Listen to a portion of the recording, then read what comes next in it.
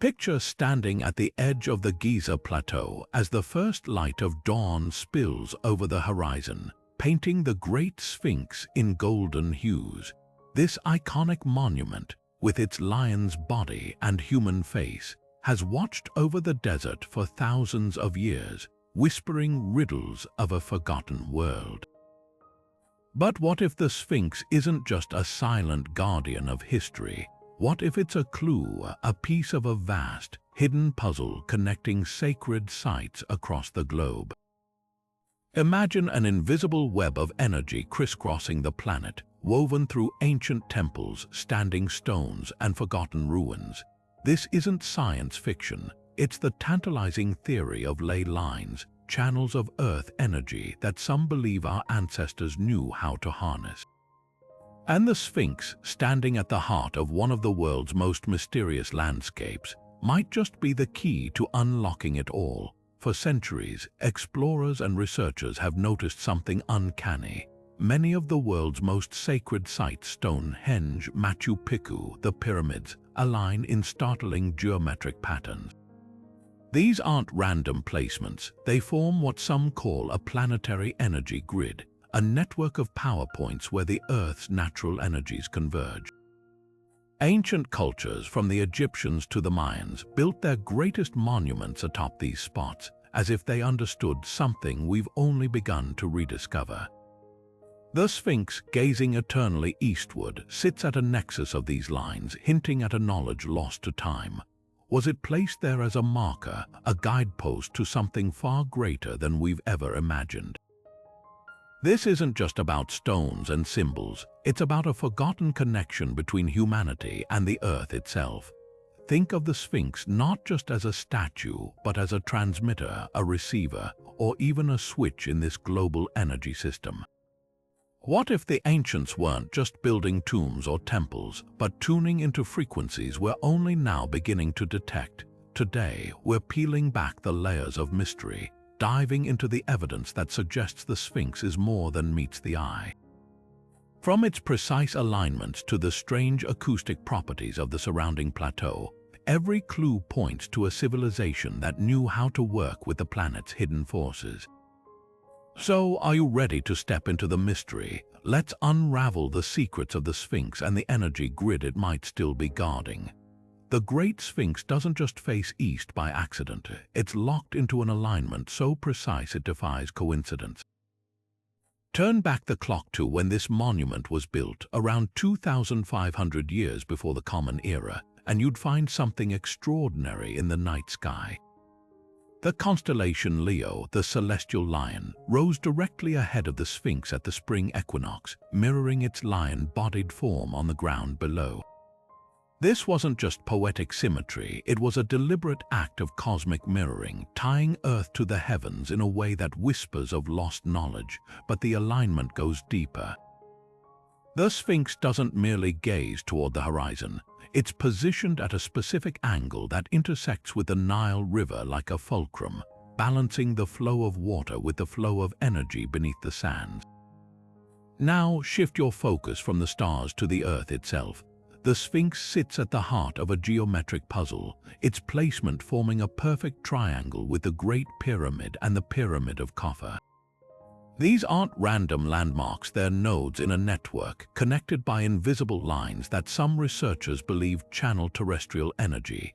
Ancient cultures called these pathways dragon lines or spirit roads, and modern studies using sensitive instruments have detected unusual electromagnetic fluctuations along these very alignments. The Sphinx's paws rest on bedrock that resonates at a unique frequency, as if the ground itself was chosen for its conductive properties. What's even more striking is how this mirrors other sacred sites worldwide. In China, the Forbidden City aligns with ley lines said to carry Kai.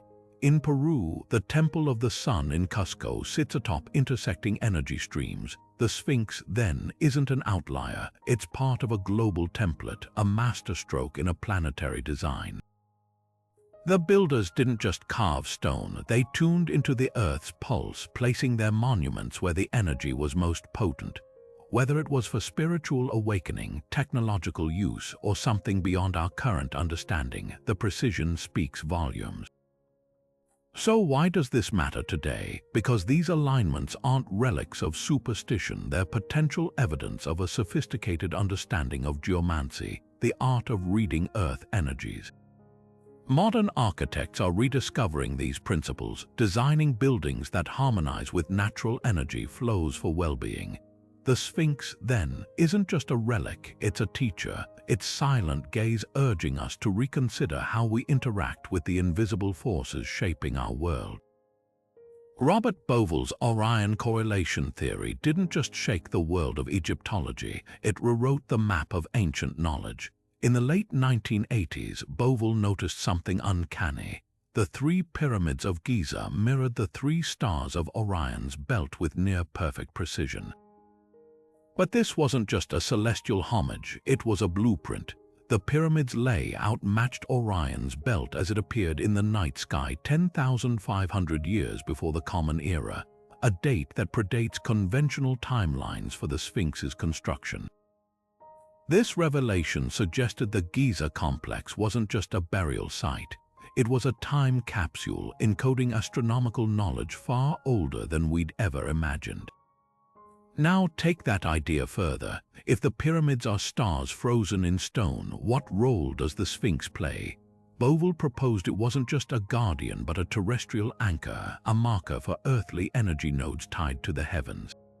The Sphinx's eastward gaze aligns not only with the rising sun but with the Milky Way's luminous band, as if it's tracing a celestial river back to Orion. This isn't poetic metaphor, it's geodesy, the science of measuring the Earth applied on a cosmic scale. The Sphinx, then, becomes a linchpin in a grand design, synchronizing earthly energy with stellar patterns. Critics argue Bauval's theory relies too heavily on selective star alignments, pointing out that Orion's belt shifts over millennia due to Earth's axial precession. Yet, astronomers like Graham Hancock counter that the precision holds when you account for the Sphinx's eroded body, which geological evidence suggests could be far older than traditional estimates. Meanwhile, archaeologists note the Nile's ancient course once mirrored the Milky Way's path in the sky, reinforcing the idea of a sacred landscape mirroring the cosmos. Even skeptics admit the correlations are too striking to dismiss entirely. The most compelling evidence, though, lies beneath the surface. Ground-penetrating radar has revealed chambers and tunnels under the Sphinx's pores, hinting at hidden technology or energy conduits. If Bauval is right, these aren't just tombs, they're terminals in a planetary grid, with the Sphinx as a central switchboard. From Teotihuacan's Avenue of the Dead to Angkor Wat's celestial alignments, ancient cultures globally seem to have shared this understanding. The Sphinx, then, isn't an anomaly, it's part of a forgotten operating manual for harnessing Earth's energy, written in stone and stars. So where does that leave us? Whether you see Bauval's work as groundbreaking or speculative, one thing is clear. The Sphinx's secrets aren't just buried in sand, but woven into the fabric of the sky itself. Its silent gaze challenges us to reconsider not just history, but humanity's place in a universe far more connected than we've dared to believe. Deep beneath the Sphinx's weathered pores lies one of archaeology's most tantalizing mysteries, the rumored Hall of Records. This legendary chamber, first popularized by the American mystic Edgar Cayce in the early 20th century, was said to house the lost wisdom of Atlantis, including advanced knowledge of Earth's energy grids. Cayce, in a series of trance-like visions, described a hidden library carved into the bedrock, containing crystalline tablets and artifacts holding secrets of ancient technology. He claimed the chamber would be rediscovered when humanity was ready to reclaim this forgotten science, a prophecy that eerily aligns with modern discoveries. Fast forward to the 1990s, when ground-penetrating radar scans revealed anomalies beneath the Sphinx's hollow spaces and geometric shapes that don't match natural rock formations. One particularly striking void, located near the monument's right paw, measures roughly 30 feet long and 15 feet deep, its angular walls suggesting human craftsmanship. Egyptian authorities initially dismissed these findings as geological quirks, but independent researchers like archaeologist Dr. Robert Schoch argue the precision is too deliberate to ignore. Schoch, known for his controversial dating of the Sphinx's erosion patterns, points out that the chamber's alignment matches the ley lines radiating from Giza, as if it were a control point in the planetary grid case described. The connection between Case's visions and modern technology doesn't end there. Recent studies using electromagnetic sensors detected unusual energy fluctuations around the Sphinx's base, with spikes strongest at sunrise, the exact moment the monument's gaze meets the rising sun.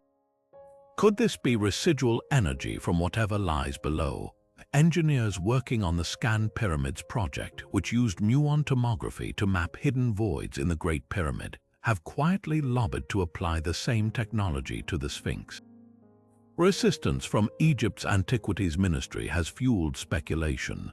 Are they protecting fragile archaeology or something far more paradigm-shifting? Consider the parallels elsewhere. Beneath Bosnia's Pyramid of the Sun, explorers uncovered a network of tunnels humming with electromagnetic frequencies. In Turkey's Derinkuyu underground city, carved into conductive volcanic rock, ancient conduits suggest a grasp of geomancy. If these sites are part of the same energy grid, the Sphinx's hidden chamber might not just store knowledge, it could be an active component, a kind of ancient power station. Even mainstream historians admit that the Sphinx's location, where subterranean water channels meet, creates a natural electromagnetic hotspot. So why hasn't the Hall of Records been officially excavated? Officially, it's about preserving the monument. Unofficially, whispers of geopolitical stakes persist.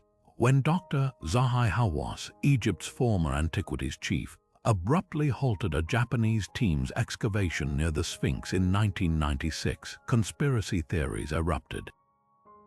Had they found something unthinkable?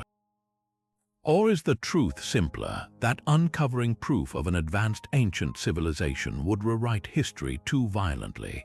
Either way, the Sphinx keeps its secrets, leaving us to wonder, are we on the brink of rediscovery, or are the guardians of the past still deciding we're not ready? The radar anomalies and Case's prophecies may not be proof, but they're a siren call to look deeper. After all, if the Earth's energy grid is real, its architects left clues in stone and beneath it. Ever notice how the Earth seems to hum beneath your feet? That's not just poetic imagination, it's science. At a frequency of 7.83 Hz, the Schumann resonance pulses through our planet like a heartbeat, a natural electromagnetic wave generated by lightning strikes and Earth's ionosphere. This isn't some esoteric concept. NASA astronauts monitor it to maintain physiological health in space, as our bodies evolved in sync with this rhythm. Now here's where the Sphinx comes in. Carved from Giza's limestone plateau, the monument's composition isn't just durable, it's acoustically attuned. Limestone, with its high calcium carbonate content, acts as a natural resonator, amplifying and storing vibrational energy. Studies show that certain frequencies, including the Schumann resonance, cause limestone to vibrate in harmony, almost like a tuning fork struck by the Earth itself. This isn't unique to Giza. In Sedona, Arizona, vortex sites where visitors report heightened energy and altered states of consciousness are nestled amid towering red sandstone formations rich in iron oxide, a mineral known to interact with electromagnetic fields. At Stonehenge, the blue stones hauled from Wales emit ultrasonic pulses when struck or exposed to sunlight, a phenomenon researchers link to the site's alleged healing properties. But the Sphinx stands apart. Unlike these natural or partially modified sites, it's a meticulously sculpted monolith, positioned where underground aquifers intersect, creating a conductive environment. Ground scans reveal the limestone beneath it hums at frequencies eerily close to 7.83 Hz, as if the monument were engineered to sync with the planet's pulse. What's the implication? Ancient builders might have understood something modern science is only now verifying, that certain materials and locations can harness Earth's energy. The Sphinx's placement atop a limestone shelf, its paws resting on bedrock laced with quartz, a mineral that amplifies electromagnetic signals, suggests a deliberate design. Even its weathering patterns hint at exposure to prolonged vibrational stress, as if it once channeled energy we've since forgotten how to measure. Compare this to the Great Pyramid's chambers, where granite beams resonate at frequencies that disrupt electromagnetic waves, or the Oracle Room at Malta's Hypogeum, where human voices trigger frequencies that induce trance states. The parallels are too consistent to ignore. Skeptics argue these effects are coincidental, the byproduct of geology rather than intent. But when cultures separated by oceans and millennia built structures that interact identically with Earth's frequencies, coincidence strains credibility. The Sphinx, then, might be more than a guardian of physical secrets. It could be a relic of a lost science, one that tuned monuments like antennas to the planet's natural energy. As researchers begin mapping these resonances globally, a pattern emerges. The ancients didn't just build on sacred sites, they built with them, turning stone into transmitters. And the Sphinx, silent and weathered, might still be whispering the instructions. The Sphinx's weathered flanks tell a story far older than the history books claim, not of wind and sand, but of torrential rains that haven't fallen on Egypt for over 7,000 years. Geologist Robert Schoch first noticed the deep, vertical fissures carving through the monument's limestone core during a visit to Giza in the early 1990s. Unlike the horizontal weathering patterns caused by desert winds, these grooves match textbook examples of water erosion, the kind seen in regions drenched by millennia of downpours. Schoch's radical conclusion: the Sphinx's earliest layers weren't carved during the reign of Pharaoh Khafre around 2,500 years before the Common Era, but closer to 10,000 years before that, when North Africa's climate was lush and rainy. This wasn't just a challenge to Egyptology's timeline, it was a seismic shift in our understanding of civilization's dawn. Mainstream archaeologists initially dismissed Schoch's findings as fringe speculation, pointing to sporadic rainfall during the Old Kingdom. But climatologists stepped in with hard data. Core samples from the Nile Delta and Saharan cave paintings confirmed that the last period of sustained heavy rains in Egypt ended around 5,000 years before the Common Era. The erosion on the Sphinx's enclosure walls, however, suggests exposure to precipitation for at least twice that long. Even more compelling, the weathering isn't uniform. The Sphinx's body and the walls behind it show significantly deeper erosion than later additions like the headdress, implying multiple phases of construction spanning epochs. Enter Graham Hancock's explosive hypothesis: the Sphinx isn't an anomaly, but a relic of a lost global civilization that mapped and manipulated Earth's energy grid during the last ice age. Hancock points to Göbekli Tepe in Turkey, a 12,000-year-old megalithic site buried intentionally around 10,000 years before the Common Era, as proof of advanced prehistoric cultures. Like the Sphinx, Göbekli Tepe's pillars align with celestial cycles and sit atop underground water channels, amplifying telluric currents. Hancock argues these sites weren't built by primitive hunter-gatherers, but by a sophisticated society that understood geomancy on a planetary scale. When climate catastrophe struck around 11,600 years ago, possibly due to comet impacts, this civilization vanished, leaving only fragments like the Sphinx as coded warnings. Critics accuse Hancock of cherry-picking data, but even skeptics struggle to explain one glaring inconsistency: the Sphinx's disproportionate head. Schoch and engineers like Colin Reeder proposed the original monument was a lion, its head later recarved into a pharaoh's likeness when the older structure was rediscovered. LiDAR scans reveal the head is notably smaller relative to the body, with tool marks suggesting modification. If true, this means the Sphinx predates dynastic Egypt by millennia, its original purpose lost to time. The implications ripple outward. If the Sphinx is a remnant of a pre-flood world, its alignment with the Orion constellation and the Nile's ancient course takes on new meaning. Those water-eroded walls might be more than geological curiosities. They could be the fingerprints of architects who understood Earth's energy lines well enough to build nodes like Giza, Angkor Wat, and Machu Picchu as an interconnected system. Modern experiments back this up. When researchers mapped the Sphinx's subsurface with electromagnetic sensors, they detected anomalies consistent with underground water flows, precisely the conditions known to amplify Schumann resonances. So where does this leave us? Whether you side with Scott's erosion studies or orthodox Egyptology, the evidence demands we ask harder questions. Why would ancient cultures across continents build monuments aligned to the same stars, atop the same energy meridians, unless they shared knowledge we've since forgotten? The Sphinx, standing sentinel at the crossroads of geology and cosmology, refuses to give easy answers. Its rain-scarred stones whisper of a time when humanity might have danced to the rhythm of the earth itself, and the real mystery isn't just how old it is, but how much we've yet to remember. Standing before the Sphinx today, one detail always grabs attention: the missing nose. While most tourists hear the tale of Napoleon's soldiers using it for target practice, the truth is far more intriguing. Historical records reveal the nose was already gone long before Napoleon set foot in Egypt, with sketches from the 1700s showing the damage intact. Arab historian al-Makrizi wrote in the 15th century that a Sufi zealot named Muhammad Saim al-Dar mutilated the face in the 14th century, enraged by local farmers making offerings to the monument.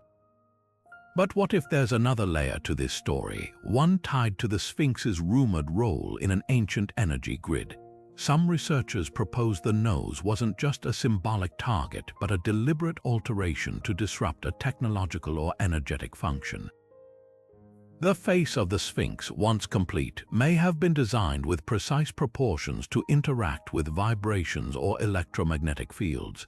Ancient texts describe the opening of the mouth ceremonies in Egypt, where priests used ritual tools to activate statues, possibly aligning them with unseen energies.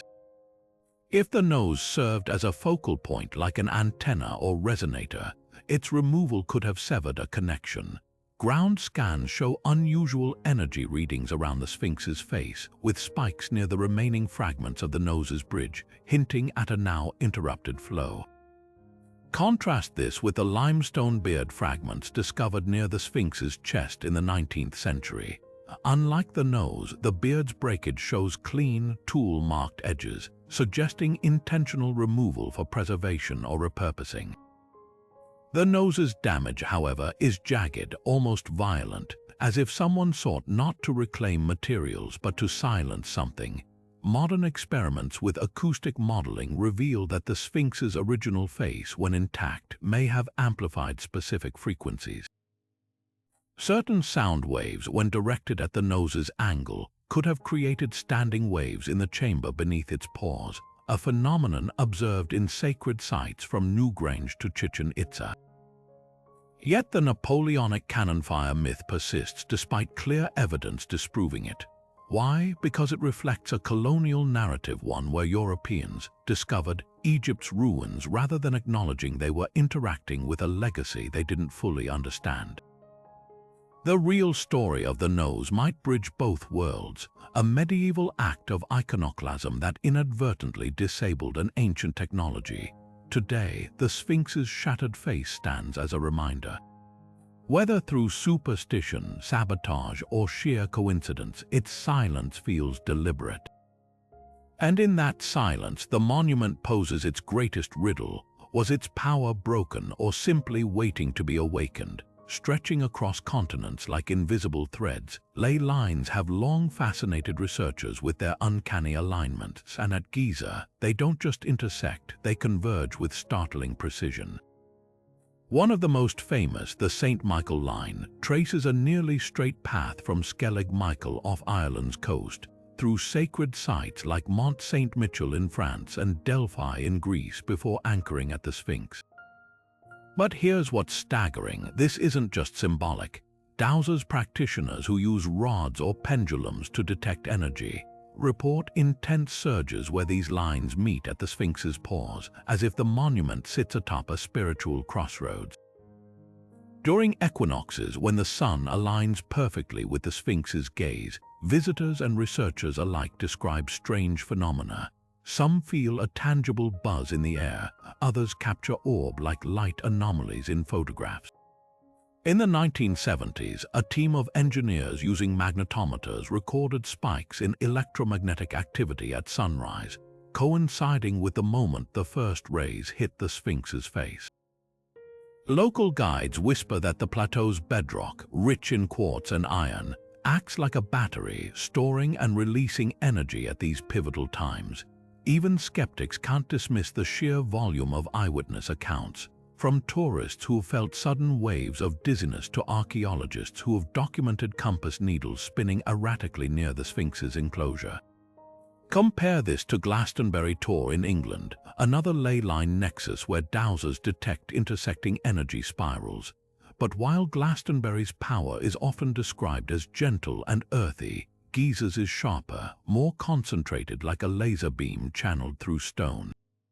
The difference might lie in geometry. The Sphinx forms a perfect right triangle with the two largest pyramids, creating a conductive circuit. When researchers superimposed the Great Pyramid's base over a map of the St. Michael Line, they found its diagonals extended the lay's trajectory, as if the entire complex were designed to amplify these currents. Then there's the water factor. Satellite imaging reveals ancient underground channels, now dry, that once flowed beneath the Sphinx. Water, especially when moving through mineral-rich stone, generates weak electrical currents, a phenomenon known as electrokinetics. Combine this with the limestone's resonant properties, and you have a potential natural generator. Indigenous traditions from the Andes to Australia speak of song lines or spirit paths that follow water veins, suggesting a global understanding of this synergy. At Giza, the Sphinx's placement atop these channels might not be coincidence but engineering, a way to harness and direct the Earth's pulse. Modern attempts to replicate this wisdom are revealing. Architects studying sacred geometry have designed buildings aligned to ley lines, reporting improved energy efficiency and occupant well-being. Meanwhile, physicists exploring zero-point energy, the quantum fluctuations in a vacuum, note similarities between their equations and the harmonic ratios found in ancient sites like Giza. The Sphinx, then, isn't just a relic of superstition. It could be a masterclass in a science we're only beginning to decode, one that wove together geography, astronomy, and unseen forces into a tapestry of stone and energy. So the next time you see the Sphinx, don't just see a statue. See a switch in a planetary circuit, a marker on a map we've yet to fully redraw. Its silent vigil over the desert might be more than symbolic. It could be functional, a beacon in a network humming beneath our feet, waiting for the right moment to light up again. Plato's account of Atlantis holds more than just myth. It might contain coded clues about the very technology the Sphinx was built to harness. In his dialogues Timaeus and Critias, written around 360 years before the Common Era, the philosopher describes Atlantis as a civilization of staggering advancement, powered by mysterious orichalcum crystals that channeled energy from the Earth. These weren't just decorative gems, they were said to vibrate in harmony with the planet's natural frequencies, fueling everything from healing temples to colossal machines. Fast forward to modern times, and researchers have noticed something startling. Plato's descriptions align eerily with the purported functions of the Sphinx and its surrounding monuments. Could the Great Sphinx be a remnant of that same Atlantean technology, a stabilizer for a global energy grid lost to time? Take the so-called pyramid power experiments of the 20th century. In the 1970s, Czech engineer Karel Bauval patented a design based on the Great Pyramid's proportions, claiming small-scale models could sharpen razor blades by focusing unseen energies. Meanwhile, physicists like Dr. Philip Callahan found that pyramid-shaped structures amplified radio waves and electromagnetic signals, as if the geometry itself acted as a resonator. These weren't fringe ideas. Peer-reviewed studies in material science have since confirmed that certain shapes, including pyramids, can concentrate electromagnetic fields at their apexes. Now apply that logic to the Sphinx. Unlike the pyramids, which are static geometric forms, the Sphinx's hybrid shape, part lion, part human, suggests a more dynamic function. Some theorists propose it wasn't just a receiver of energy, but a regulator, balancing energy flows between the Giza plateau and distant nodes like Stonehenge or Machu Picchu. The parallels don't stop there. Plato's Atlantis was said to be laid out in concentric rings of water and land, a design that mirrors the acoustic properties of resonant chambers. Modern experiments with cymatics, the study of visible sound vibrations, show that circular, water-filled structures can amplify and stabilize frequencies. The Sphinx's enclosure, with its curved walls and subterranean water channels, fits this pattern perfectly. Even more compelling, ancient Egyptian texts refer to the Sphinx as Harmaches, meaning Horus in the horizon, linking it to the god of balance and harmony. If the Atlanteans really did master geomancy, the Sphinx might have been their failsafe, a monument designed to keep the Earth's energy grid in equilibrium. Skeptics argue Plato's Atlantis was pure allegory, a cautionary tale about hubris, but consider this. In 2016, geologists discovered massive quartz veins beneath the Giza plateau, a mineral known for its piezoelectric properties, meaning it generates electricity under pressure. Quartz is also the primary component of many power crystal theories. Coincidence or evidence that Plato's story preserved fragments of a forgotten science? The Sphinx, staring silently across the ages, refuses to answer, but its very presence challenges us to reconsider. Were the ancients not just builders but engineers of a world invisible to our eyes? Whether you see Atlantis as history or metaphor, one truth remains: the Sphinx's secrets are still humming beneath the sand, waiting for the right frequency to wake them. Beneath the sands near the Great Pyramid lie two enigmatic rectangular pits sealed for millennia until their discovery in 1954. Inside, workers unearthed the disassembled planks of a cedarwood boat, meticulously reconstructed into what we now call the Khufu solar boat. At first glance, it appears to be a ceremonial vessel meant to carry Pharaoh Khufu into the afterlife, but look closer. The boat's dimensions, 143 feet long, with a hull built without a single nail, match descriptions of sacred solar barks from Egyptian texts believed to transport gods across the sky. This wasn't just a funerary object, it was a cosmological blueprint, a physical representation of the sun's journey through celestial realms, and its placement beside the pyramid hints at something far more profound, a possible energy conduit in Giza's hidden grid. Ancient texts describe solar barks as vessels of transformation, capable of harnessing the sun's energy to traverse both physical and metaphysical worlds. The pyramid texts carved inside 5th Dynasty pyramids speak of the dead pharaoh joining Ra in his bark to cross the winding waterway, a phrase some researchers interpret as the Milky Way. But the Khufu boat's design suggests more than symbolism. Its curved prow and stern mirror the shape of crescent-shaped new bowls, artifacts found across Egypt that were used to hold water for ritual purification. Modern experiments show these bowls amplify specific frequencies when struck or filled with water, much like Tibetan singing bowls.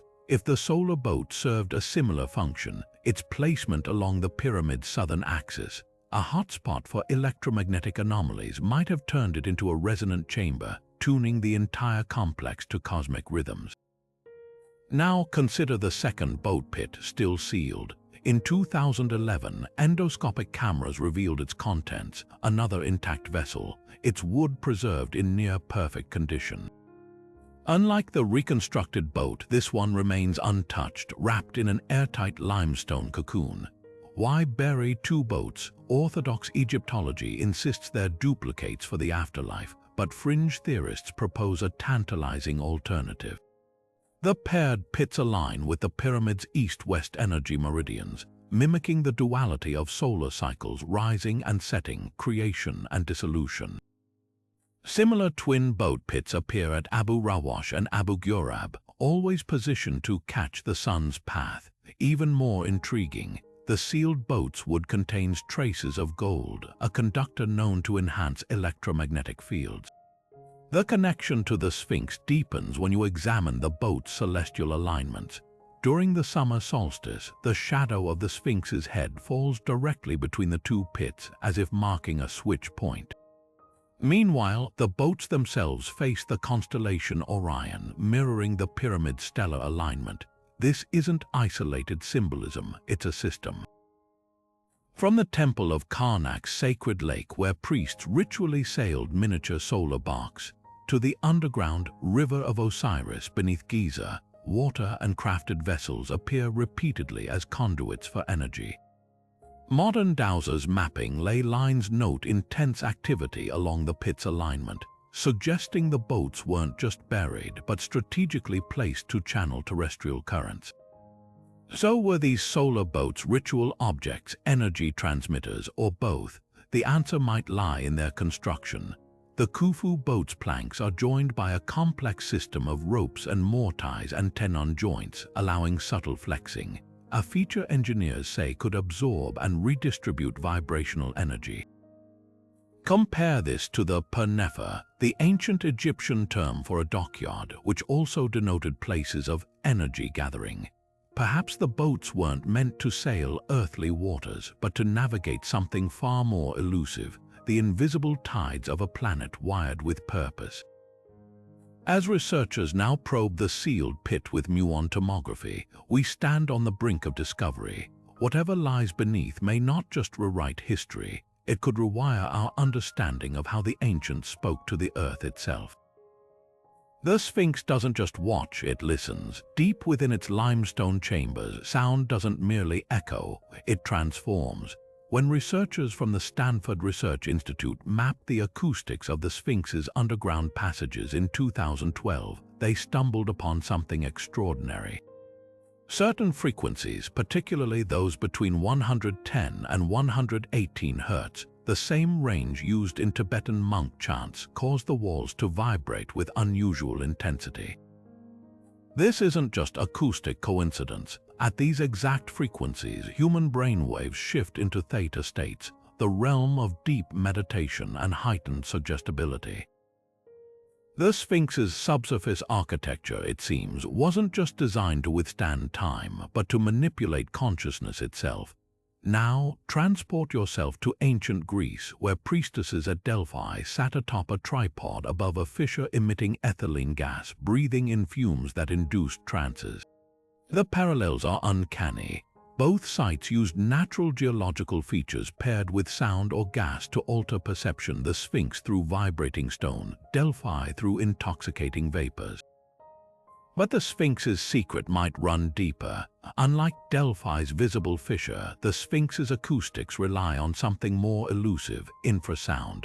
These low-frequency vibrations below 20 Hz are inaudible to humans but resonate through bone and tissue.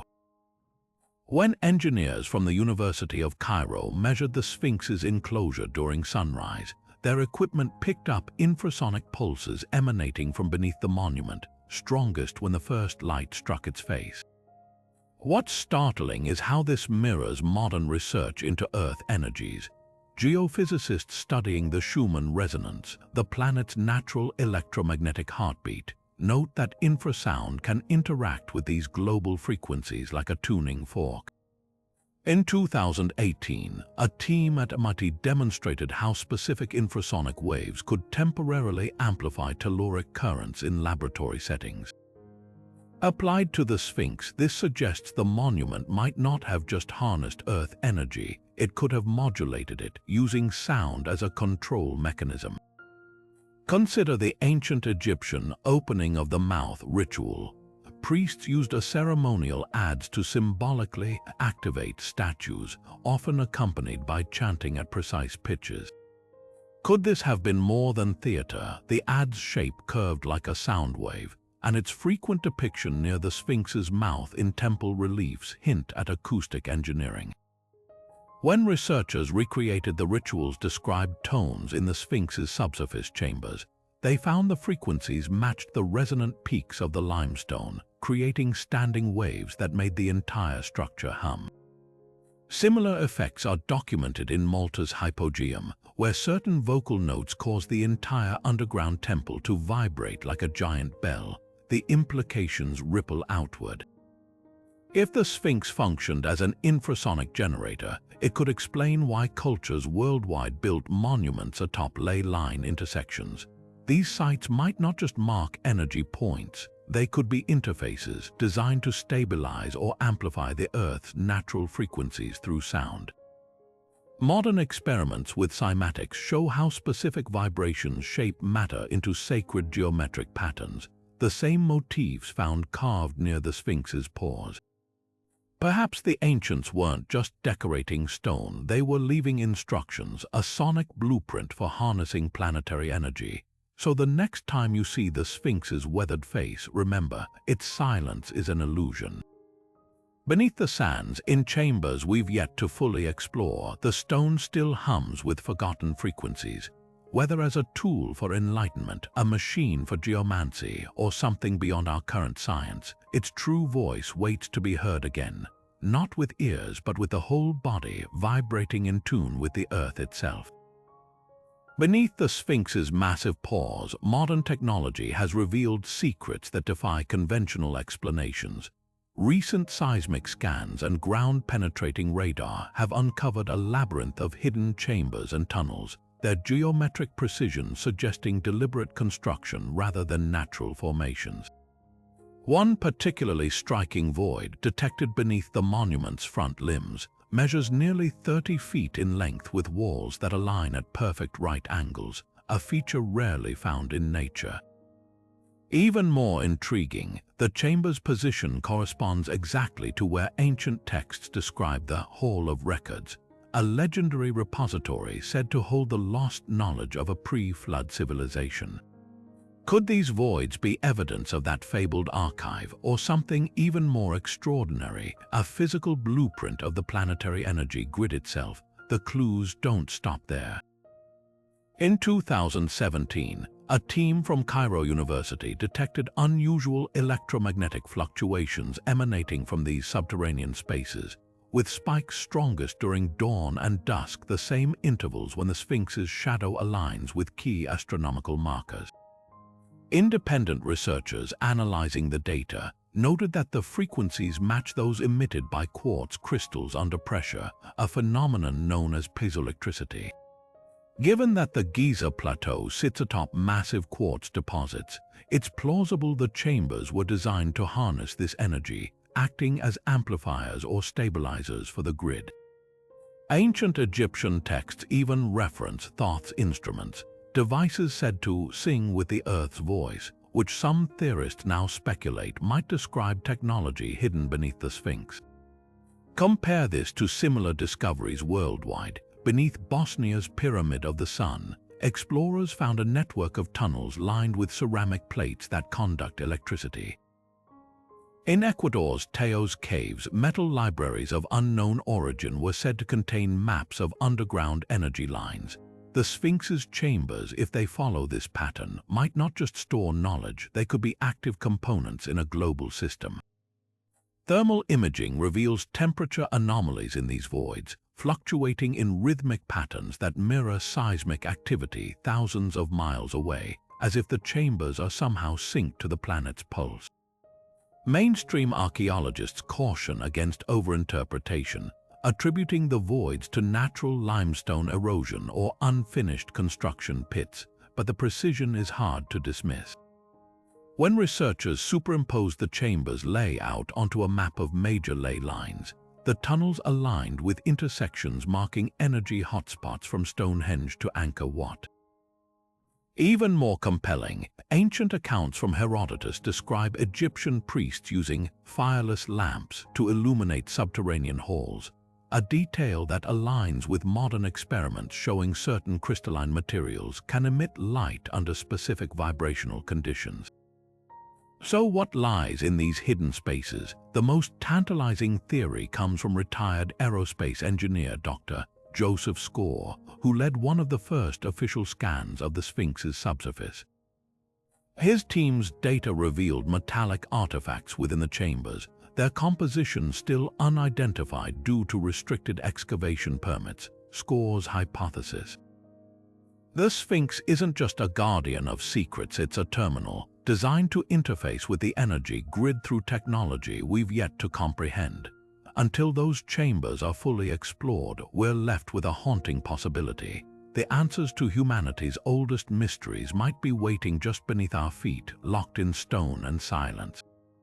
The Sphinx's lion-like form has always begged the question, why a lion?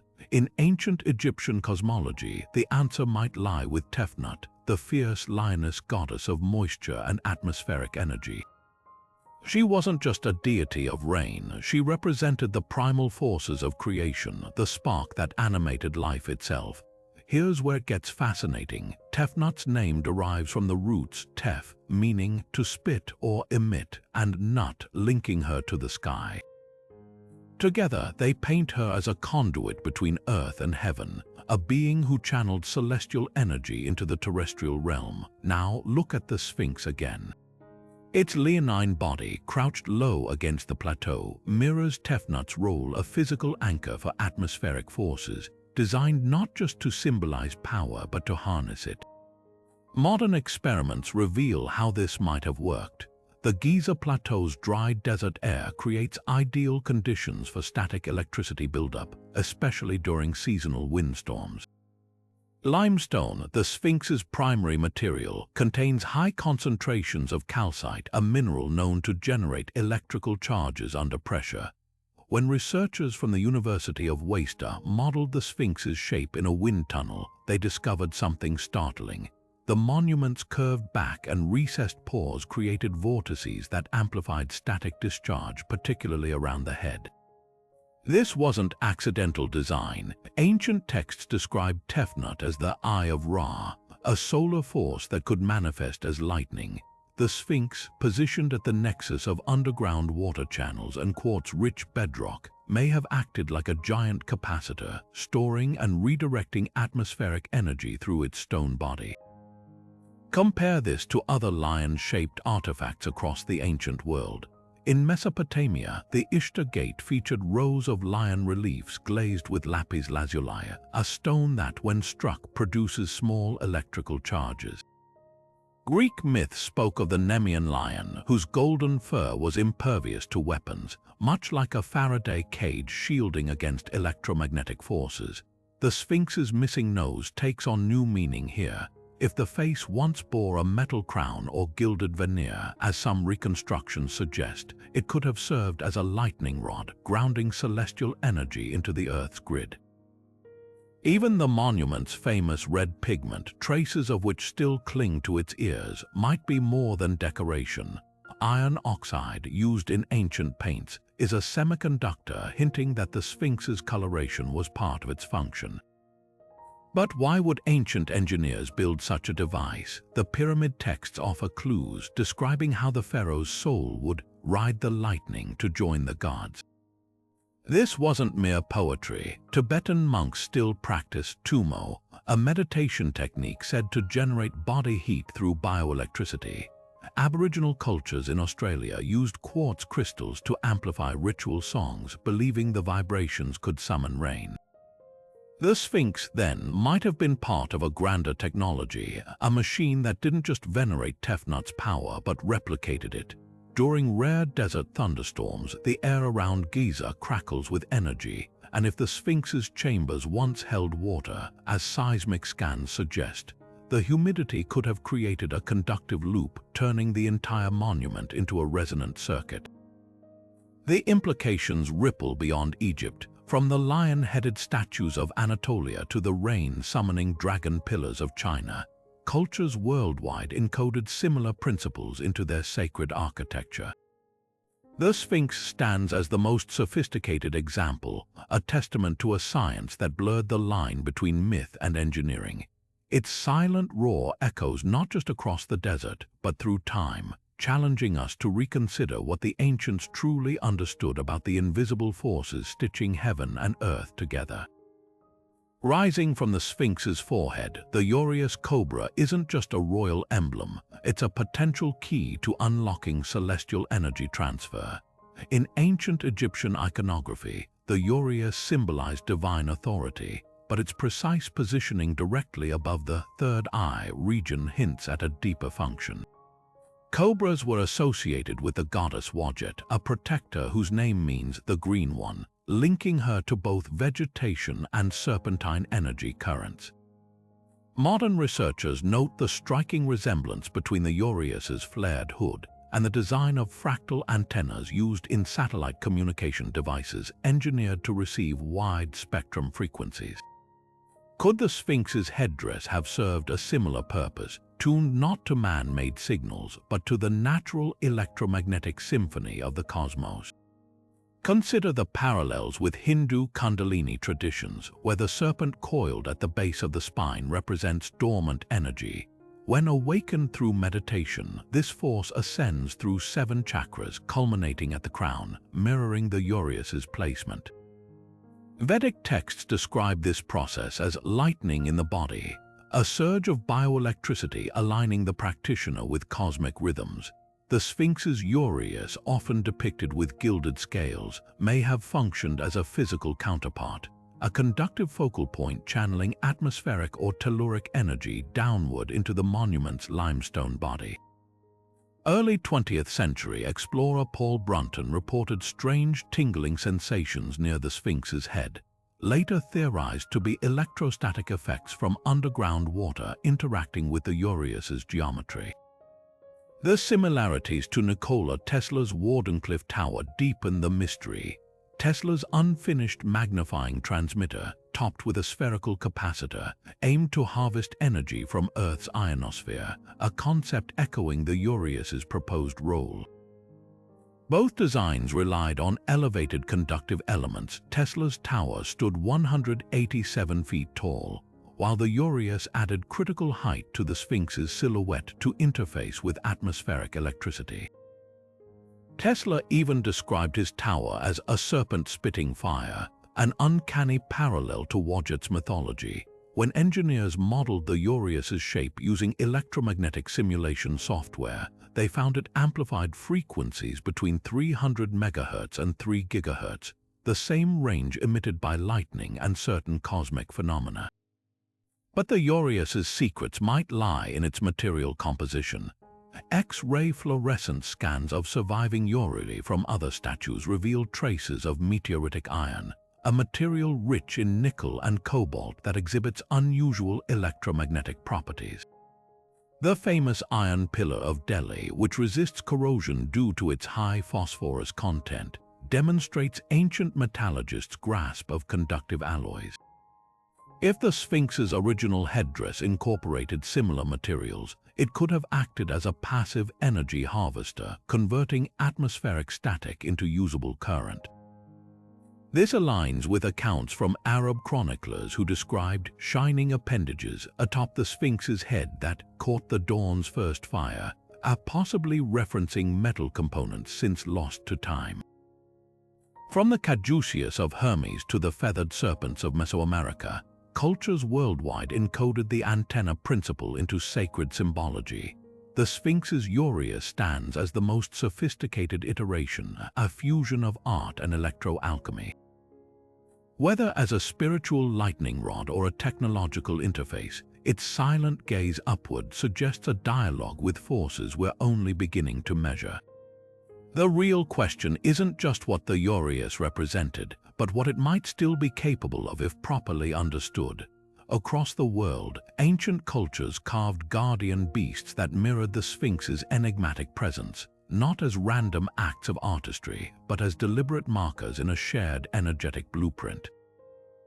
Take the jaguar thrones of Mesoamerica, where Olmec and Mayan rulers sat atop stone feline effigies positioned at precise astronomical alignments. Like the Sphinx, these jaguars faced east, their obsidian-inlaid eyes tracking solstice sunrises. But here's the startling connection. When researchers mapped major Mesoamerican sites like Teotihuacan and Chichen Itza, they found their jaguar statues aligned along ley lines that, if extended across the Atlantic, intersect directly with Giza.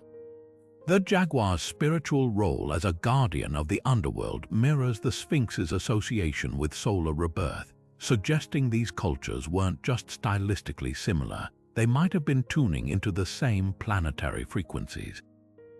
Shift continents to China, where imperial guardian lions, known as Shishi, flank temple entrances in pairs, one male, one female.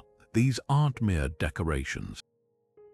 Traditional geomancers placed them along dragon paths, energy channels analogous to ley lines, with their open mouths positioned to swallow or release chi. The parallels with Egypt deepen when you examine their construction. Many Shishi contain iron oxide-rich stones in their bases, materials known to interact with Earth's magnetic field. Just as the Sphinx's limestone amplifies vibrations, these lions were strategic conductors. During the Tang dynasty, records describe ceremonies where priests activated the statues with bronze bells tuned to specific frequencies, a ritual eerily similar to the Sphinx's purported sonic functions. Then there's the Greek Sphinx perched on columns at Thebes, its riddles masking a deeper purpose. Unlike Egypt's reclining guardian, the Greek version often crouched as if ready to spring, positioned at crossroads where underground water veins converged. Ancient Theban texts refer to these sites as stoicheia, or elemental nodes where the Sphinxes acted as keepers of harmonics. Modern dowsers visiting these ruins detect electromagnetic spikes at their original locations, matching patterns found at Giza. Even the Greek Sphinx's famous riddle, "What walks on 4 legs at dawn, 2 at noon, and 3 at dusk?" hints at cyclical energy shifts mirroring the Sphinx's alignment with solar phases. What unites these global counterparts isn't just symbolism, it's substance. Ground scans at Olmec jaguar sites reveal subterranean quartz veins identical to those beneath the Sphinx. Chinese Shishi often rest atop granite plinths that emit ultrasound when struck, much like the harmonics detected in the Sphinx's chambers and Greek Sphinx pedestals. They're frequently made of magnetite-laden stone, a natural conductor. Whether by shared ancient knowledge or intuitive design, these monuments form a network of energetic waypoints, each a local expression of a global science we're only beginning to decipher. The most compelling evidence lies in their shared alignments. During the summer solstice, the shadow of the Giza Sphinx's head aligns with the Nile's ancient course, an event mirrored at Teotihuacan, where the jaguar throne's shadow touches an underground river channel. In Xi'an, guardian lions mark the start of the Silk Road's energy meridians, just as the Sphinx anchors Egyptian ley lines. These aren't isolated phenomena, they're chapters in a planetary manual written in stone. Whether serving as resonators, markers, or stabilizers, these global Sphinxes whisper a tantalizing truth. The ancients might have been mapping a grid we're still learning to see. The Sphinx's face holds a riddle beyond its missing nose, an ambiguity in its very gender. Unlike most Egyptian statues, which clearly distinguish masculine and feminine features, the Sphinx's visage balances soft cheekbones with a strong jawline, full lips with a broad forehead. Some scholars argue this wasn't artistic oversight, but intentional design, a fusion of solar and lunar energies mirroring the ancient world's sacred duality. Look closely at the statue's remaining facial details. The remnants of a royal beard, typically male, contrast with the delicate curve of the eyes, reminiscent of goddess depictions like Hathor. Even the name Sphinx derives from the Egyptian Shesep Ankh, meaning living image, a gender-neutral term hinting at something beyond binary symbolism. This blending of energies aligns with global geomantic traditions. In Chinese Feng Shui, the dragon masculine, solar, and the tiger feminine, lunar flank ideal sites balancing opposing forces. The Sphinx's form, part lion, part human, might encode a similar principle.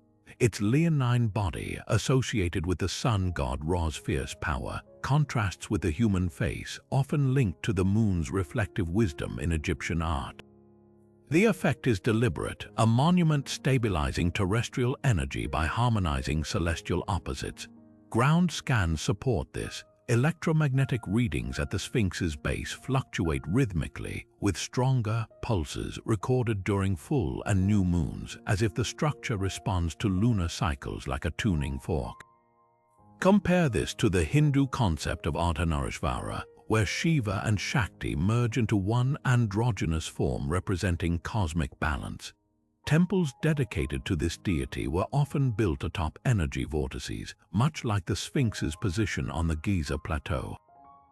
Even the statue's orientation reinforces the theory. Its eastward gaze captures the rising sun, masculine energy in many traditions, while its shadow at sunset aligns with the subterranean channels believed to carry feminine telluric currents. Modern dowsers mapping the site report intersecting energy spirals beneath the Sphinx's pores, with clockwise traditionally masculine and counterclockwise feminine rotations meeting at its base. Mainstream Egyptologists often dismiss the gender debate, attributing the Sphinx's features to erosion or later recarving, but consider the broader context. Nearby, the Valley Temple of Coffer contains alternating red granite symbolizing solar power and black diorite lunar pillars, a deliberate yin-yang construction. The Sphinx's androgyny might extend this architectural language, acting as a fulcrum between forces. Alchemical texts from Alexandria describe the hermaphroditic stone, a substance said to transmute energy by uniting opposites, an idea echoing in the Sphinx's limestone, which geologists confirm contains both conductive quartz and insulating feldspar. Whether by sacred geometry or lost physics, the monument's blended form whispers of a science that saw energy not as divided, but as a spectrum awaiting balance. Perhaps the greatest clue lies in what's missing. The statue's nose, once central to its facial symmetry, may have been more than a political casualty. In Ayurvedic tradition, the right nostril channels Pingala, or solar energy, while the left carries Ida, the lunar current. Without the nose, the Sphinx's breath. Its energy flow becomes universal, neither masculine nor feminine but transcendent. Like the severed cables of a forgotten machine, its silent face waits for the right hands to reconnect what time has parted. Napoleon Bonaparte's encounter with the Great Sphinx in 1798 wasn't just a military campaign footnote, it was a moment that haunted him for life. According to his private journals and accounts from his aide-de-camp, the young general demanded entry into the monument's rumored subterranean chambers during the French expedition to Egypt. What happened next remains shrouded in mystery, but Napoleon emerged visibly shaken, whispering of a network of light woven beneath the sand. Historians long dismissed this as exhaustion or propaganda, but recent discoveries suggest he might have glimpsed something real. The chamber he described, a vaulted hall lined with strange symbols, bears uncanny resemblance to ground-penetrating radar scans from 2019. Which revealed geometric anomalies beneath the Sphinx's left paw. Napoleon's vision of light takes on new meaning when you trace his later obsession with sacred geometry. After returning to France, he commissioned architects to study the harmonic ratios of Egyptian temples, convinced they held a lost science of energy. His engineers incorporated these proportions into landmarks like the Arc de Triomphe, whose dimensions mirror the Great Pyramid's apex angle, even more telling. The street grid of Napoleonic Paris was redesigned along ley line alignments, with key monuments placed at intersections matching those at Giza. His personal librarian, Jean-François Champollion, later decoded the Rosetta Stone's hieroglyphs, but few know Napoleon specifically instructed him to search for references to earth currents or celestial wires. The general's diaries describe the Sphinx's chamber walls as covered in metallic veins that pulsed like nerves when touched, a detail that aligns with modern studies of Giza's limestone, which contains conductive hematite filaments. French physicist Jean-Baptiste Biot, who accompanied the expedition, noted strange compass deviations near the Sphinx's base, later attributing them to unknown mineral deposits. Today, we recognize these as piezoelectric materials capable of converting mechanical stress into electrical energy. Was Napoleon's network of light a poetic metaphor, or did he witness an ancient power grid in operation? The aftermath of his experience hints at the latter. Napoleon's fascination extended to commissioning the first accurate survey of the Giza Plateau, where his cartographers mapped alignments between the pyramids and distant stars with eerie precision. These star maps, now in the Louvre's archives, show lines radiating from the Sphinx to Sirius, Orion, and the Pleiades, the same constellations encoded in the monument's alignments. His military engineers even attempted to replicate the Sphinx's proportions in signal towers across Europe, believing its shape could enhance long-distance communication. While these experiments were dismissed as eccentric, modern research into resonant frequencies suggests Napoleon might have been onto something. The tower's hexagonal bases, mirroring the honeycomb structure found in the Sphinx's underground chambers, are now known to amplify certain electromagnetic wavelengths. The most compelling evidence lies in what Napoleon didn't do. Despite his reputation for looting cultural treasures, he left the Sphinx untouched after his encounter, unlike the Rosetta Stone or countless other artifacts seized for study. His personal guard recorded him forbidding any excavation near the monument, muttering about disturbing the sleep of giants. This restraint from a conqueror infamous for pillaging suggests he recognized the Sphinx as something beyond a relic, perhaps as a functional device whose secrets weren't ready to be uncovered. 2 centuries later, as drones map energy anomalies across the Giza Plateau matching Napoleon's descriptions, his vision of a network of light seems less like delirium and more like a prophecy. The Sphinx's greatest riddle might not be in its stone, but in what it compelled one of history's greatest minds to see and fear. Cutting-edge technology is peeling back the sands of time, revealing secrets beneath the Sphinx that challenge everything we thought we knew. Recent LiDAR surveys conducted by teams from the University of Cairo and the Scan Pyramids project have mapped a hidden world under the monument's pores, a network of tunnels and chambers extending nearly 150 feet beneath the desert floor.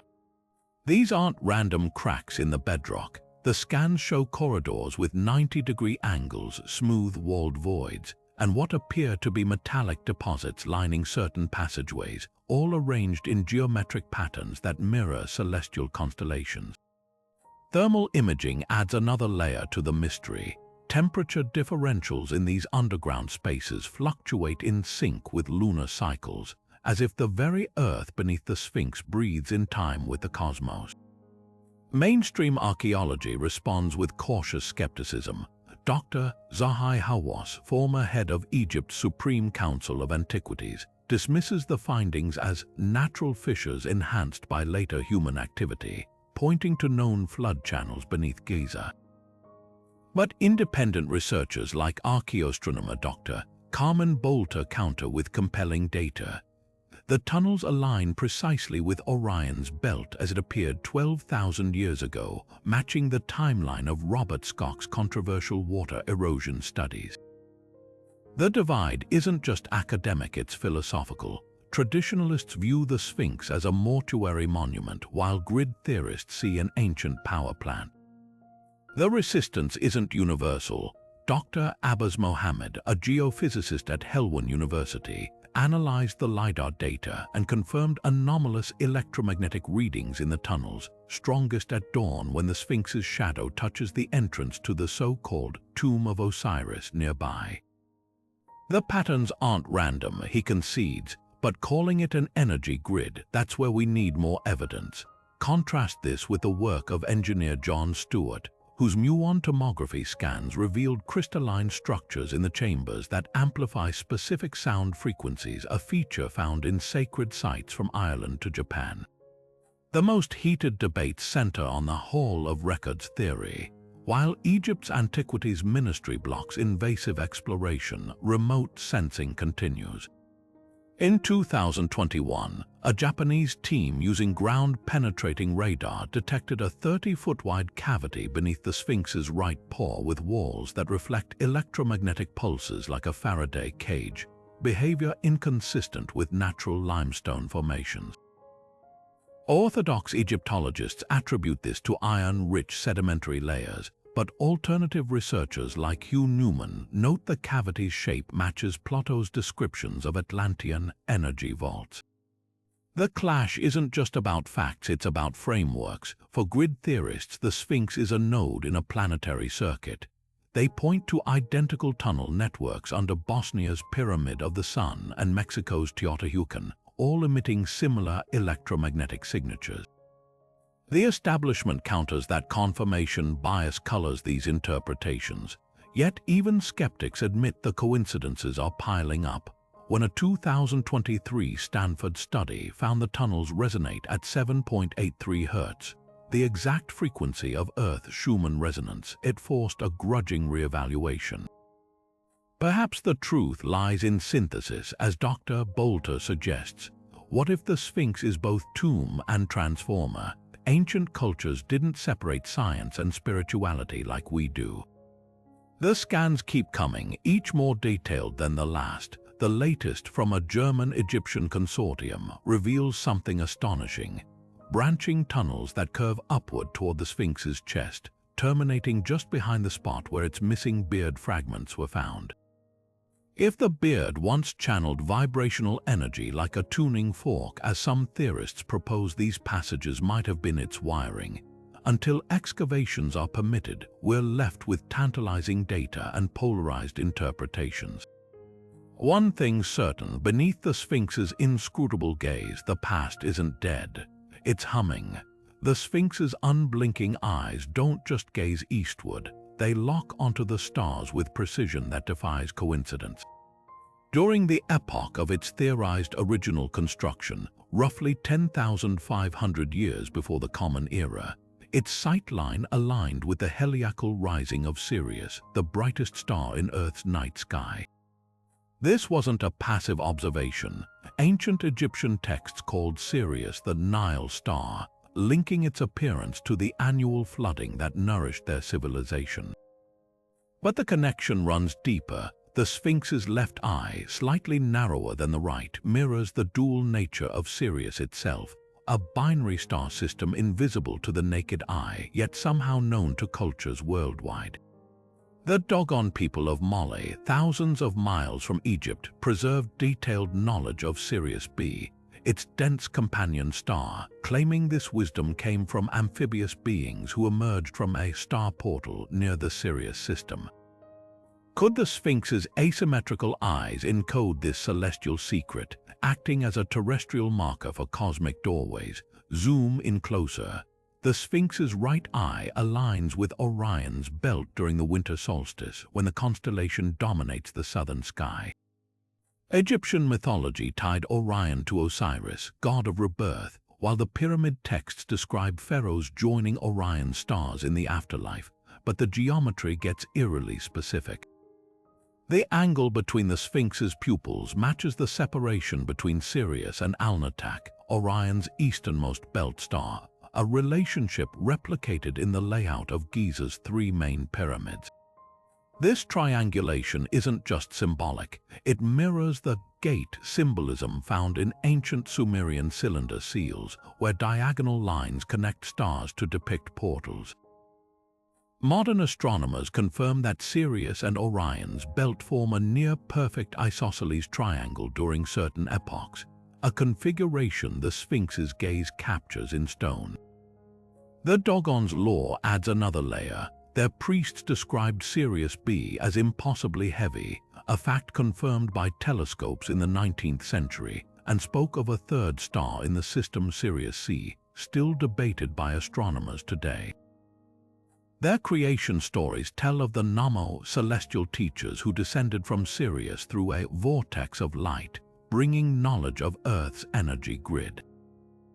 Strikingly, Dogon ceremonies involve sand drawings of the Sirius system that mirror the Giza Plateau's layout, with central spirals representing energy vortices. When researchers superimposed these drawings onto satellite images of the Sphinx's enclosure, the spirals aligned with known electromagnetic anomalies. Now consider the eye's construction. The left socket shows traces of a crystalline substance, possibly quartz or obsidian, according to spectroscopy scans conducted in 2014. These materials are piezoelectric. They generate electricity under pressure and are used in modern resonance technologies. The right socket, meanwhile, contains microscopic iron-nickel fragments, a composition matching meteoritic alloys found in Tutankhamun's dagger. Together, these materials could form a primitive circuit, with the conductive metals and resonant crystals creating an electromagnetic differential. French physicist Dr. Jean-Pierre Houdin theorizes the eyes may have once held movable lenses or caps, allowing priests to tune the monument to specific stellar alignments like an astronomical switch. The most provocative evidence comes from the Sphinx's weathered brow. Above the eyes, faint carvings depict wavy lines radiating outward, a motif Egyptologists interpret as solar rays, but which closely resemble modern scientific diagrams of wormholes. In 2018, astrophysicist Dr. Paul Laviolette noted that these carvings match the theoretical geometry of Einstein-Rosen bridges, hypothetical portals through spacetime. While mainstream scholars dismiss this as coincidence, it's hard to ignore the convergence. A monument aligned to Sirius and Orion, constructed with conductive materials, adorned with star map carvings, and tied to global myths of interstellar gateways. From the Vedas' descriptions of Vimana portals to Navajo legends of star ancestors, humanity's oldest stories pulse with the idea that certain points on Earth, marked by sacred monuments, could interface with the cosmos. The Sphinx, with its star-locked eyes, might be the ultimate embodiment of this ancient hope. Whether as a symbolic monument or a functional artifact of forgotten science, its gaze remains fixed on horizons beyond our own, challenging us to see not just stone but possibility.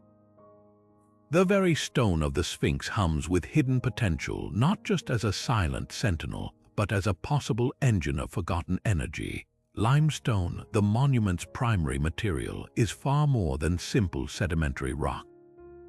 Nearly 20% of its composition consists of quartz crystals, tiny geometric structures known for their piezoelectric properties. This means when pressure or vibrations pass through them, whether from earthquakes, sound waves, or even the Earth's own subtle tremors, these crystals generate electrical charges. Modern engineers exploit this same principle in everything from ultrasound machines to guitar pickups. But here's the revelation: the Sphinx's builders may have harnessed this effect millennia ago, turning the entire monument into a passive power source. Seismic studies of the Giza Plateau reveal something extraordinary. The bedrock beneath the Sphinx resonates at frequencies between 7 and 8 Hz, the same range as the Earth's natural Schumann resonance. When researchers from the University of Tokyo simulated acoustic vibrations matching these frequencies against limestone samples from the Sphinx's pores, their instruments detected measurable voltage spikes. The implications are staggering. If the monument's chambers or tunnels were designed to amplify these vibrations, say, through specific angles or hollow spaces, the Sphinx could have functioned like a colossal battery, converting the planet's own pulse into usable energy.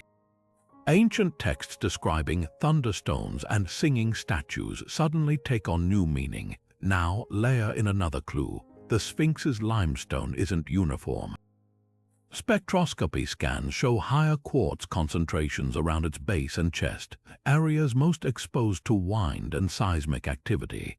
This isn't geological chance, it's strategic placement. Builders may have selectively quarried stone with optimal piezoelectric properties, much like modern engineers grade materials for electronics. The famed dream steel between the Sphinx's paws. Its granite surface contains mica, a mineral that, when paired with quartz, enhances electrical conductivity. Even the monument's weathering patterns hint at energy manipulation. The deep vertical fissures along its body align with areas of maximum crystal density, suggesting prolonged exposure to vibrational stress, as if the stone itself had been working for centuries. Compare this to other ancient sites where quartz-rich stone was deliberately chosen. The massive trilithons of Stonehenge contain up to 30% quartz and, when struck, emit ultrasonic frequencies known to alter brainwave states. The inner chambers of Bosnia's Pyramid of the Sun are lined with quartz-laden conglomerate blocks that generate electromagnetic fields under mechanical stress. The Sphinx's builders weren't working in isolation. They were part of a global tradition that understood stone not just as a building material, but as a technological medium.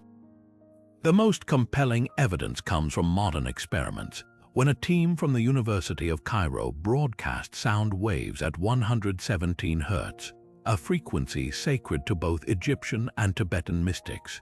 Through a scale model of the Sphinx's subsurface chambers, the quartz-infused limestone produced voltage spikes strong enough to power small LED lights. This same frequency, interestingly, is the resonant pitch of the human skull's frontal sinus, the area associated with higher cognition. Were the Sphinx's architects creating a feedback loop between Earth energy and human consciousness? The stone's whispers suggest an answer. Beneath its pores lies not just the secrets of the past, but a blueprint for a science we've yet to fully reclaim. The Sphinx's coiled tail, often overlooked in favor of its grand head and paws, might hold the most esoteric clue of all, a silent whisper about the Earth's own energy anatomy. Positioned low against the bedrock, the tail curls like a dormant serpent, mirroring the ancient concept of kundalini, the coiled spiritual energy described in Vedic traditions. But this isn't just poetic imagery. In Chinese geomancy, similar serpentine energy lines called dragon currents or lung may wind through the earth, marking paths where vital chi flows most powerfully. The Sphinx's tail, resting at the base of its limestone body, aligns eerily with these principles, as if it were deliberately placed to anchor or direct this invisible force. Ground scans of the Giza plateau reveal something remarkable. The tail's position corresponds to a convergence point of underground water channels and magnetic anomalies. Feng Shui masters would recognize this instantly. Water veins are considered the bloodlines of dragon currents, and where they intersect, the energy is most potent. Modern dowsers mapping the site report intense energy spirals beneath the tail, rotating counterclockwise in a pattern identical to the root chakra vortices described in Hindu and Taoist traditions. This isn't mere symbolism, it's geophysics. The limestone here contains unusually high concentrations of magnetite, a mineral that amplifies electromagnetic fields, creating a natural amplifier for terrestrial energy. The parallels deepen when you examine other sacred sites. In India, temples dedicated to Kundalini yoga often feature serpent carvings at their foundations, marking where practitioners believe the Earth's energy rises. The Olmecs of Mesoamerica built their pyramids atop serpentine-shaped aquifers, while Celtic Druids erected stone circles where underground streams crossed. The Sphinx's tail, then, isn't an artistic afterthought, it's a geomancy marker, a tactile indicator of a node in the planetary energy grid. Even its weathering tells a story. The tail's stone shows less erosion than the body, suggesting it was shielded or somehow active long after the rest of the monument began to wear. Now consider the tail's alignment. During the winter solstice, the shadow of the Sphinx's tail stretches due south, intersecting with a ley line that modern researchers have traced all the way to Mount Kailash in Tibet, a mountain revered as the Earth's crown chakra in Eastern mysticism. This isn't coincidence, it's cartography on a cosmic scale. The tail's shadow acts like a sundial's gnomon, marking not just time but energy pathways. Tibetan monks speak of dragon pulses connecting sacred mountains, while Native American traditions describe serpent mounds as conduits for earth energy. The Sphinx's tail, resting at the root of its form, might be the Western world's version of these ancient markers, a silent testament to a universal understanding of the planet's living energy web. But what does this mean for the Sphinx's broader function? If the head and paws manage celestial and terrestrial energies, the tail could be the grounding mechanism, the Earth connection in a vast circuit. Modern studies of telluric currents, natural electrical flows in the Earth's crust, show they're strongest where water and magnetic minerals converge, exactly like the tail's location. Some theorists propose the tail once extended deeper into the bedrock, perhaps even connecting to the hidden chambers now detected beneath the paws, forming a complete loop. This would explain why certain ancient texts describe the Sphinx as the knot that binds heaven and earth. Its tail isn't just decoration, it's the final piece of an engineering marvel, a stone key turned in the lock of the planet's energy grid. From the caduceus of Hermes to the feathered serpents of Quetzalcoatl, cultures worldwide encoded the same message. Energy moves in spirals, rising from the Earth's core like a sleeping serpent waiting to awaken. The Sphinx's tail, worn but unbroken, might be the most literal representation of this idea. A stone cipher left by builders who saw the Earth not as dead rock, but as a living, breathing entity. And if that's true, then every shadow it casts, every frequency it hums with, is a reminder of a science we're only beginning to remember. The Sphinx's rain-weathered flanks don't just hint at its age. They could be a stone chronicle of Earth's ancient climate upheavals, and perhaps even a warning about our own. Geologist Robert Schoch's controversial erosion studies reveal vertical fissures carved by relentless downpours, not desert winds, suggesting the monument endured a far wetter epoch than dynastic Egypt ever experienced. But here's the provocative twist. This period of torrential rains aligns with the Younger Dryas event, a cataclysmic climate shift around 12,000 years ago linked to comet impacts and sudden geomagnetic disturbances. What if the Sphinx's scars aren't just geological, they're evidence of a time when the planet's energy grid faltered under cosmic and climatic chaos? Today, we're seeing eerie parallels. Satellite data shows Earth's magnetic field weakening by 10% over the past 2 centuries, with the South Atlantic anomaly expanding like a wound in our planetary shield. Meanwhile, strange sounds, low-frequency hums dubbed the Earth's groan, are being recorded from Antarctica to Siberia, coinciding with spikes in ultra-low-frequency electromagnetic waves. These anomalies mirror ancient accounts like the Egyptian Zep Tepi, a primordial age when the gods supposedly recalibrate the world's energy flows. The Sphinx, positioned atop intersecting ley lines, might have been designed as a stabilizer for such disruptions, its limestone body acting like a tuning fork for terrestrial vibrations. Consider the mechanics. During the Younger Dryas, polar shifts and solar storms could have distorted the planet's magnetic lattice, disrupting the energy grid ancient cultures supposedly harnessed. The Sphinx's alignment with both celestial patterns and underground water channels would have made it a natural compensator, channeling erratic energies like a lightning rod for geomagnetic turbulence. Modern researchers are discovering similar principles in action today. In Norway, the Tromsø Geomagnetic Observatory records bursts of energy during solar storms that follow pathways matching ancient ley lines. In Peru, villagers near the Nazca lines report spontaneous electromagnetic phenomena during equinoxes, as if the geoglyphs are reactivating under atmospheric stress.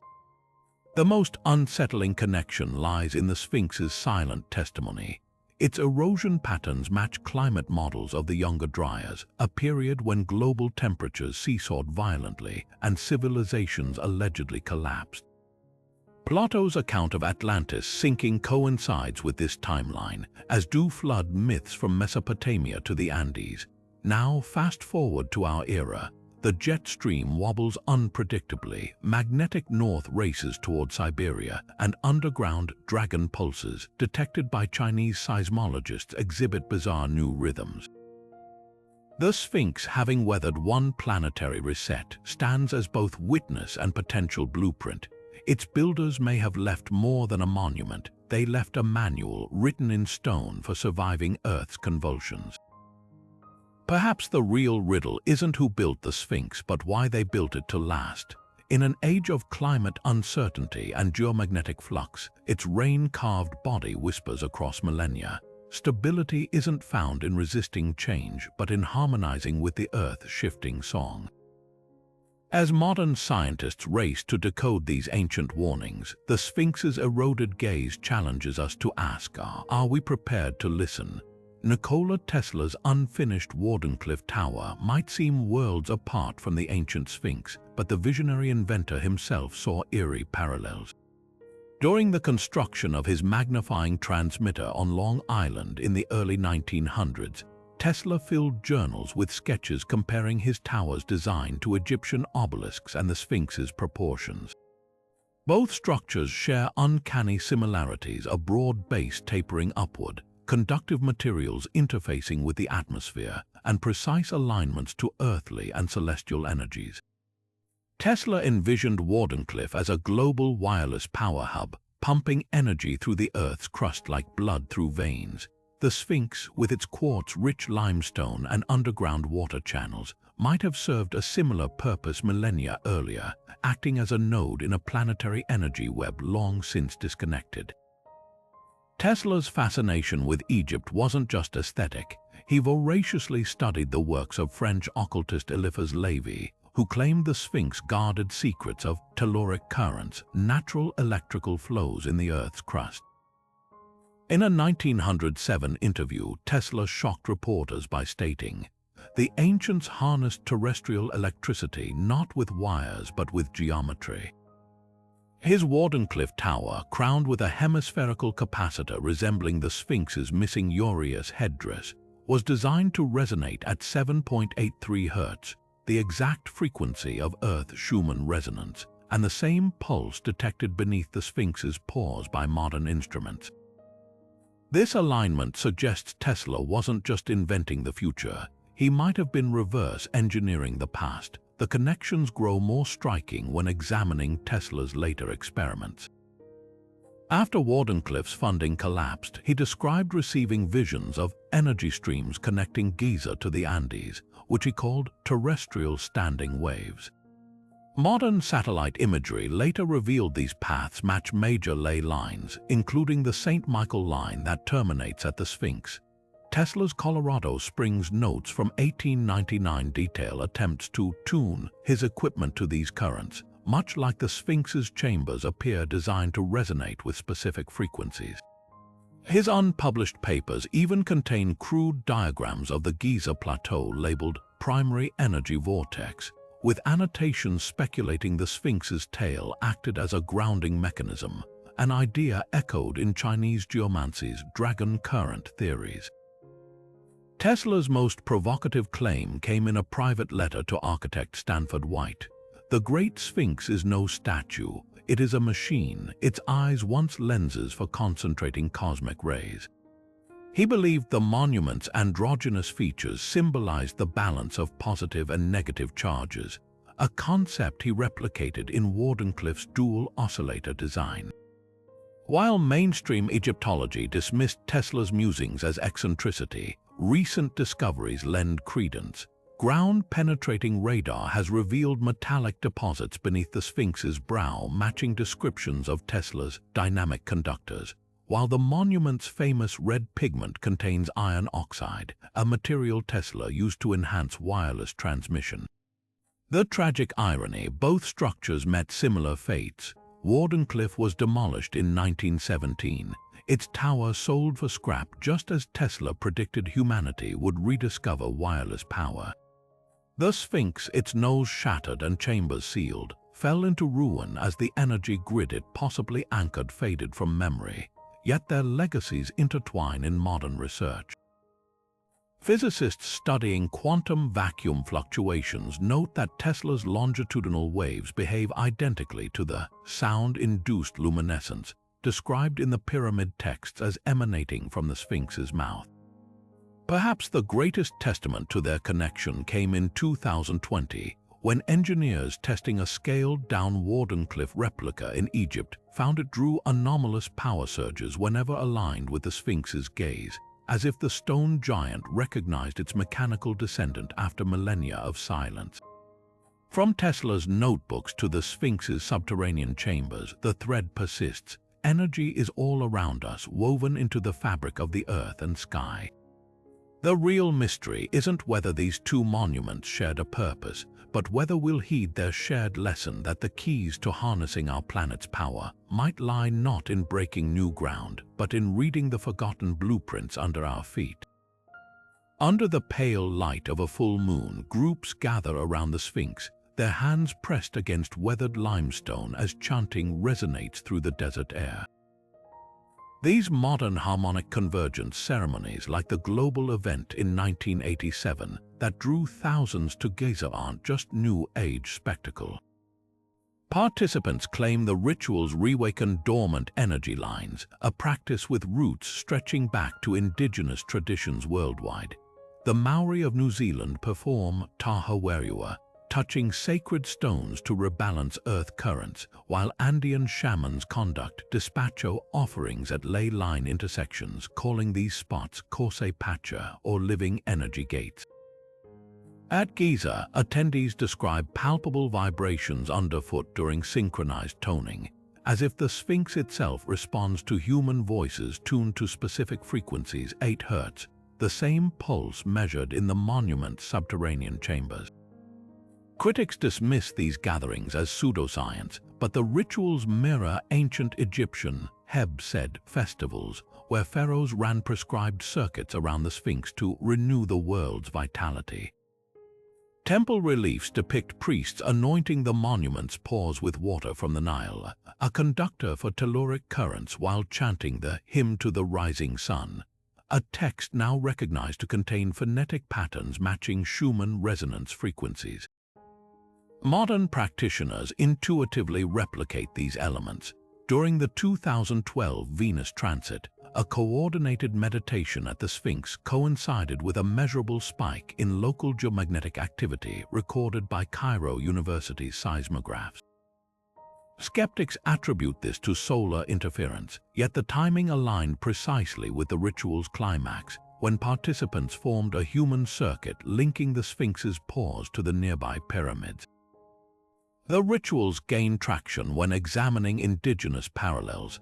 Aboriginal elders in Australia perform dadiri, deep listening ceremonies at songlines, their term for ley lines, using didgeridoos to produce frequencies that, when analyzed, match the resonant pitch of quartz crystals embedded in those sites.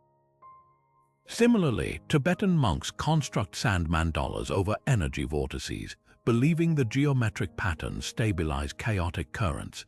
At Giza, New Age facilitators incorporate these cross-cultural elements, arranging crystal grids around the Sphinx's enclosure in Fibonacci spirals, a pattern found in the monument's proportional dimensions. The most striking echo lies in the Cherokee Booger dance, where masked dancers trace ley lines to stir sleeping earth spirits, a ritual nearly identical to the Egyptian opening of the mouth ceremony meant to activate the Sphinx's symbolic breath. Not all attempts are benign. In 2018, a rogue group drilled small holes into the Sphinx's hindquarters, attempting to install orgone accumulators they believed would amplify its energy. The damage revealed something unexpected. The vandalized sections contained unusually high concentrations of magnetite, a mineral that enhances electromagnetic fields. This accidental discovery lent credence to indigenous accounts insisting sacred sites self-protect, a notion echoed in Hopi prophecies warning that disturbed energy nodes turn against their violators. Egyptian authorities now monitor rituals closely, but the allure persists. During the 2020 Jupiter-Saturn conjunction, infrared cameras captured anomalous heat patterns radiating from the Sphinx's chest as drummers pounded rhythms matching the planet's harmonic resonance 7.83 Hz, Earth's own pulse. The most compelling evidence comes from the participants themselves. Brainwave scans taken during ceremonies show meditators entering synchronized theta states, the same frequency range that triggers the Sphinx's limestone to vibrate. Whether placebo effect or profound physics, the outcomes are tangible. Farmers near Giza report increased crop yields following large-scale rituals, and archaeologists note strange phenomena. Compass needles in the Sphinx's presence now deviate 3 degrees more than they did a decade ago. Perhaps the monument isn't just a relic, but a latent instrument awaiting the right conditions to resonate once more, not with the hum of machinery, but with the collective intention of those who remember how to listen. The evidence surrounding the Sphinx isn't just compelling, it's a mosaic of mysteries that challenge everything we think we know about ancient civilizations. From its precise astronomical alignments with Orion and Sirius to the seismic scans revealing hidden chambers humming with electromagnetic anomalies, every clue suggests this monument is more than a silent guardian of history. Think about the water erosion patterns hinting at origins far older than recorded history, the quartz-rich limestone that vibrates in sync with Earth's natural frequencies, and the global parallels, from China's dragon lines to Peru's energy-marking temples, that paint a picture of a lost science spanning continents. The Sphinx doesn't just sit on the Giza plateau, it anchors a web of interconnected knowledge, one that modern researchers are only beginning to untangle. Consider the sheer improbability of these alignments being accidental. The Sphinx gazes eastward, locking onto the rising sun with mathematical precision, while its shadow during solstices traces paths that intersect with underground water channels and distant sacred sites.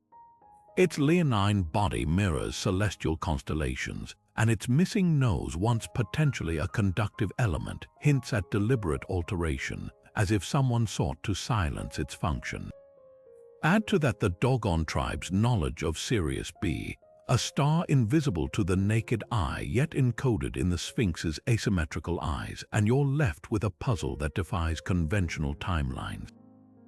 Could this monument be a relic of a civilization that mastered the art of harmonizing with Earth's energy grid, a technology we've yet to fully comprehend? The most tantalizing question isn't whether the Sphinx holds secrets, it's why those secrets remain buried, both literally and figuratively. Despite ground-penetrating radar revealing chambers beneath its pores and thermal imaging capturing unexplained energy fluctuations, excavations are routinely blocked or dismissed. Is it fear of disrupting fragile archaeology or something more? When cultures worldwide separated by oceans and millennia built monuments that interact identically with invisible forces, coincidence strains credibility. The Sphinx's weathered face seems to ask, what if history isn't a linear march of progress but a cycle of forgotten brilliance? So where does this leave us? The Sphinx isn't just a relic to admire, it's an invitation to rethink humanity's past and the untapped potential of the planet's natural energies. As you ponder these mysteries, share your thoughts below. Have you encountered other sites with similar anomalies? What do you believe lies beneath the Sphinx's pores? And if you're hungry for more explorations into the unknown, don't forget to subscribe. The deeper we dig, the stranger and more thrilling the truths become. The Sphinx's final riddle might not be carved in stone, but waiting for us to unlock.